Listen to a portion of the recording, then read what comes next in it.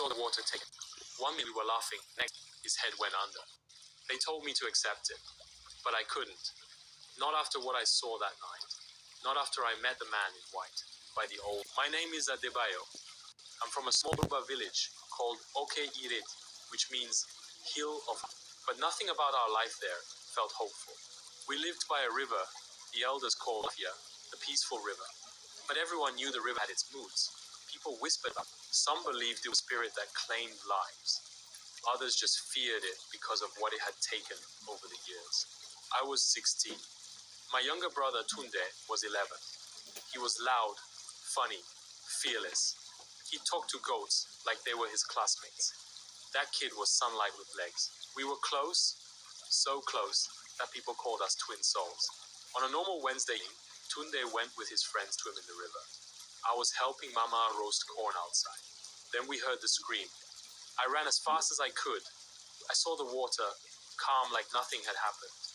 I saw one slipper floating near the edge, but no tune. They searched. The villagers came. Even Baba Awolowo, the old hunter, who never showed emotion, looked worried. They didn't find his body. The elders said, "The river has taken him." Mama didn't eat for days. Baba sat in silence, only whispering prayers at night. Me? I got angry with God. I stopped praying. I stopped reading my Bible. I couldn't say, "God is good," when my little brother had vanished, just like that. Didn't I pray?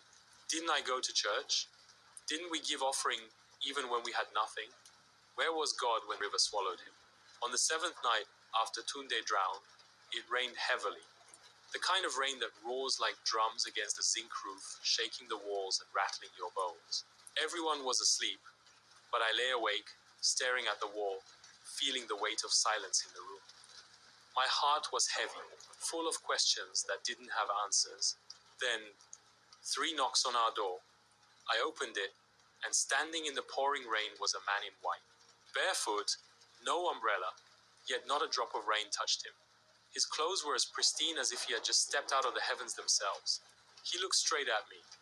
His eyes deep, kind, and filled with something I couldn't understand met mine. He said, "The Lord said you stopped believing, but he still believes in you." I was frozen, rooted to the spot. He stretched out his hand.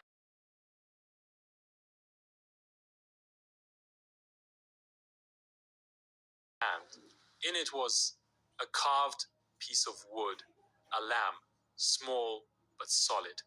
"You will need this," he said, "when you enter the fire." Then, without another word, he turned and walked into the rain. I blinked once, and when I opened my eyes, he was gone. The next morning, I asked everyone in the village if they had seen a man in white. No one had. No one had passed our house. But the lamb carving? It was still in my hand. 2 weeks later, the soldiers came. A company from Lagos claimed that our land belonged to them. They came with machines and bulldozers, demanding that we leave. They gave us 1 day to vacate. Baba resisted. So did many men in the village. We stood our ground. That night, they returned not with machines, but with fire. They set 5 houses ablaze, including ours. The flames roared higher than I could see, consuming everything in their path. I was trapped. Smoke, heat, darkness, each breath felt like it would be my last. But then, through the smoke, I saw it, the lamb carving glowing faintly in my pocket. I grabbed it tightly and whispered, "Jesus, if you're real, help me." And then I saw him, the man in white. He stood at the exit of the burning room, his figure glowing with an almost divine radiance. He stretched out his hand and said, "Faith is not about escape, it is about trust. Follow me." I didn't question. I didn't hesitate. I followed him. I ran through the flames as if they weren't even there, through fire that should have consumed me, but didn't. When I emerged on the other side, I was unscathed. Not even my hair was singed. Everyone called it a miracle. But it was more than that. It was a gift of faith. 1 month after the fire, the rains returned. But so did something else. He walked into the village, barefoot, weak, but alive. I ran to him, my heart racing, and hugged him like a ghost. I cried like a baby. He said he had been swept away by the current, but got stuck between two rocks downstream.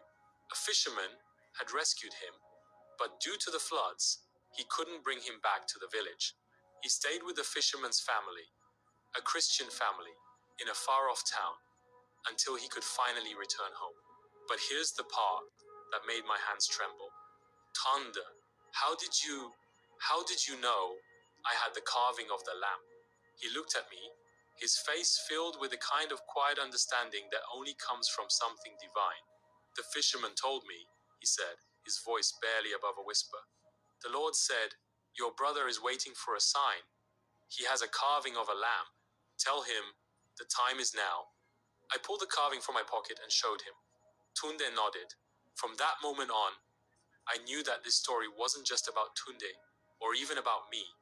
It was about faith toward God, the kind Pastor Philip always preached about. Not faith in your pastor, not faith in deliverance or signs, not faith in your own strength, but faith in God, even when you don't see him, even when the river takes, even when the fire comes. Because God is still God, even when things go wrong. And faith, real faith, it's knowing that even when you lose everything, he hasn't lost you. I share this story not because I want you to believe me, but because I want you to believe. If your river has swallowed someone, if your fire has come, if your prayers have turned to silence, don't give up. Faith toward God is your rescue. Jesus didn't come to make us comfortable. He came to make us faithful. And real faith, it will carry you through fire and flood, just like it carried me, just like it carried Tunde. If you are blessed by this video, don't forget to like, share, and subscribe. Thank you. I'll never forget the day I almost gave up on everything I thought I knew about living for Christ. I had spent years listening to